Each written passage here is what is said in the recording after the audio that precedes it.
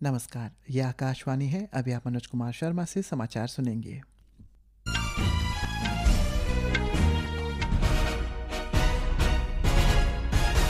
पहले मुख्य समाचार। प्रधानमंत्री नरेंद्र मोदी ने नई दिल्ली में सांसदों के लिए 184 बहुमंजिला फ्लैटों का उद्घाटन किया। श्री मोदी ने इसे एक भारत श्रेष्ठ भारत की भावना का प्रतीक बताया। बिहार में संशोधित मतदाता सूची और अन्य मुद्दों पर संसद में गतिरोध जारी। भाजपा ने झूठ फैलाने और चुनावी प्रक्रिया के खिलाफ निराधार आरोप लगाने के लिए कांग्रेस की आलोचना की। ऑस्ट्रेलिया के प्रधानमंत्री एंथनी अल्बनीज ने कहा, ऑस्ट्रेलिया सितंबर में संयुक्त राष्ट्र महासभा में फिलिस्तीन को देश के रूप में मान्यता देगा।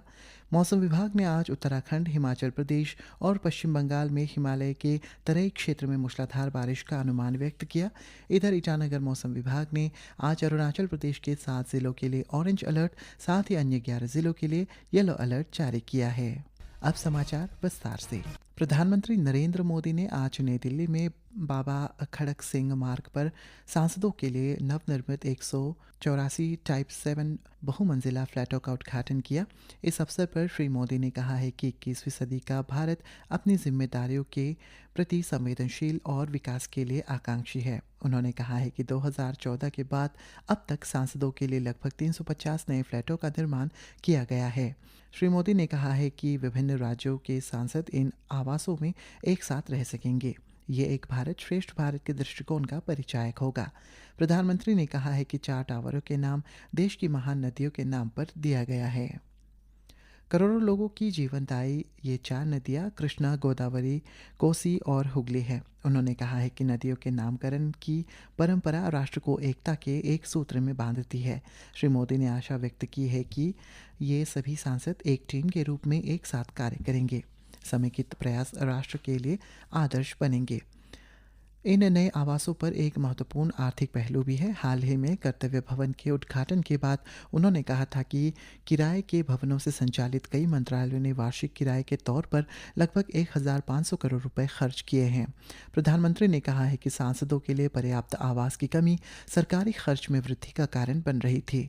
श्री मोदी ने इन फ्लैटों के निर्माण में शामिल सभी इंजीनियरों और श्रमिकों को भी सराहना की है। प्रधानमंत्री मोदी ने कहा है कि अनदेखी के कारण पुराने आवासों का प्राय नुकसान हुआ है। उन्होंने कहा है कि सांसदों को अपने पुराने आवास की खराब स्थिति के कारण बार बार कठिनाइयों का सामना करना पड़ता था। बिहार में संशोधित मतदाता सूची और अन्य मुद्दों पर संसद में आज भी गतिरोध देखने को मिला है। संसद के दोनों सदनों की कार्रवाई विभिन्न मुद्दों पर विपक्षी दलों के हंगामे के कारण दोपहर 2 बजे तक के लिए पहले स्थगित कर दी गई थी।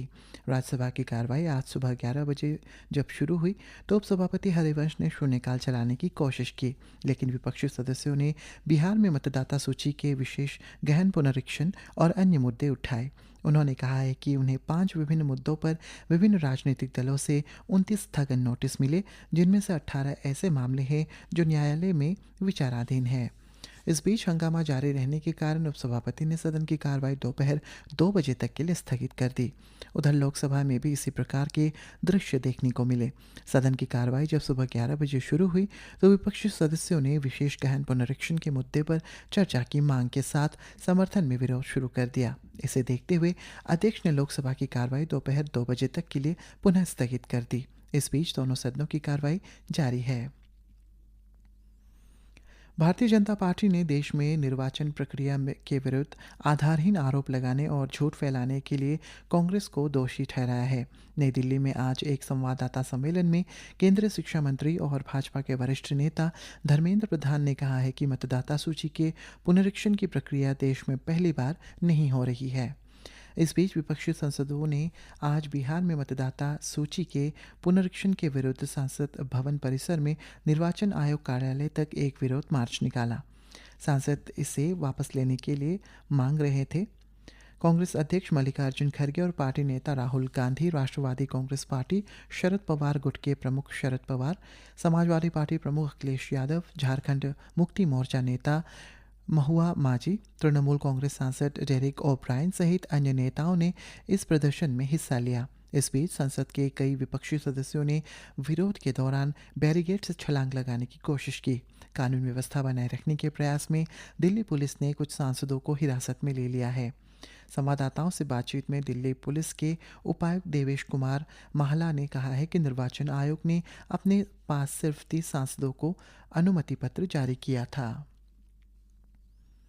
संसदीय कार्य मंत्री किरेन रिजिजू ने निर्वाचन आयोग और सर्वोच्च न्यायालय जैसे संवैधानिक प्रतिष्ठानों की छवि धूमिल करने के आरोप विपक्ष को ठहराया है। श्री रिजिजू ने कहा है कि हालांकि निर्वाचन आयोग ने 30 विपक्षी सांसदों को अपनी चिंताओं से अवगत कराने के लिए चुनाव पैनल के साथ बैठक करने की अनुमति दी है। भारत ने संभावित परमाणु खतरे पर पाकिस्तानी सेना प्रमुख असीर मुनीर की टिप्पणी की कड़ी निंदा की है। विदेश मंत्रालय के प्रवक्ता रणधीर जायसवाल ने एक बयान में कहा है कि भारत पहले ही स्पष्ट कर चुका है कि वो किसी भी परमाणु ब्लैकमेल के आगे झुकेगा नहीं। उन्होंने कहा है कि नई दिल्ली अपनी राष्ट्रीय सुरक्षा की रक्षा के लिए सभी आवश्यक कदम उठाता रहेगा। सूचना और प्रसारण मंत्रालय तथा राष्ट्रीय फिल्म विकास निगम द्वारा आयोजित देशभक्ति फिल्म महोत्सव आज से नई दिल्ली में शुरू हो गया है। ये महोत्सव स्वतंत्रता दिवस के उपलक्ष्य में हर घर तिरंगा अभियान के अंतर्गत 13 अगस्त तक सीरी फोर्ट ऑडिटोरियम में आयोजित किया जा रहा है। 3 दिवसीय महोत्सव का उद्देश्य लोगों में देशभक्ति की भावना को जगाना है। प्रधानमंत्री नरेंद्र मोदी ने हर घर तिरंगा अभियान में लोगों की व्यापक भागीदारी पर प्रसन्नता व्यक्त की है। एक सोशल मीडिया पोस्ट में उन्होंने कहा है कि यह उस गहरी देशभक्ति की भावना को दर्शाता है जो भारत के लोगों को एकजुट करती है और तिरंगे पर उनके अटूट गौरव को दर्शाता है। उन्होंने नागरिकों से हरघरतिरंगा.com पर अपनी तस्वीरें और सेल्फी साझा करते रहने का भी आग्रह किया। संस्कृति मंत्रालय ने एक पोस्ट में कहा है कि देश भर के लोगों द्वारा गर्व से तिरंगा फहराने की दिल को छू लेने वाली तस्वीरें राष्ट्रीय ध्वज के साथ हर भारतीय के गहरे जुड़ाव को दर्शाता है। केंद्रीय सड़क परिवहन तथा राजमार्ग मंत्री हर्ष मल्होत्रा ने भी आज नई दिल्ली में हर घर तिरंगा अभियान के अंतर्गत यात्रा में हिस्सा लिया। इधर अरुणाचल प्रदेश में नामसाई विधायक चाउ जिग्नू नामचुम ने आज नामसाई स्थित 2 माइल से गांधी चौक तक आयोजित हर घर तिरंगा रैली में शामिल हुए। उनके साथ जिला पुलिस अधीक्षक, अतिरिक्त उपायुक्त, सहायक आयुक्त, 186वीं सीआरपीएफ के कमांडेंट, अधिकारी, शिक्षक, छात्र और जननेता भी मौजूद रहे। इस अवसर पर विधायक ने सभी से इस गौरवपूर्ण आंदोलन का हिस्सा बनने का आग्रह करते हुए कार्यस्थल के साथ ही अपने घरों पर भी तिरंगा फहराने का आह्वान किया।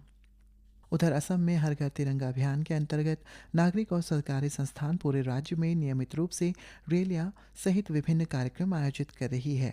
राज्य सरकार ने सभी सरकारी और सरकारी सहायता प्राप्त संस्थानों तथा कार्यालयों से हर घर तिरंगा अभियान में भाग लेने का अनुरोध किया।